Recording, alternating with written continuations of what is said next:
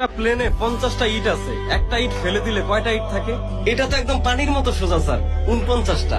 একটা ফ্রিজে হাতি রাখার 3টা স্টেপ কি কি? স্যার, প্রথমে ফ্রিজটা খুলবেন, তারপর হাতিটা ঢুকাইবেন, তারপর ফ্রিজটা বন্ধ করে দিবেন। একটা ফ্রিজে একটা হরিণ রাখার 4টা স্টেপ কি কি? স্যার, এটা তো একদম সোজা। প্রথমে ফ্রিজটা খোলেন, তারপর হাতিটা বের করেন, তারপর হরিণটাকে ঢুকান, তারপর ফ্রিজটা বন্ধ করে দেন।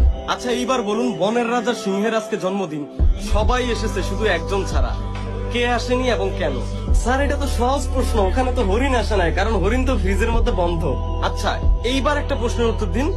এক বৃদ্ধা কুমির ভর্তি একটা খাল পার হলো কোনো ক্ষতি ছাড়াই, কিভাবে? এটা কোনো প্রশ্ন হইলো স্যার?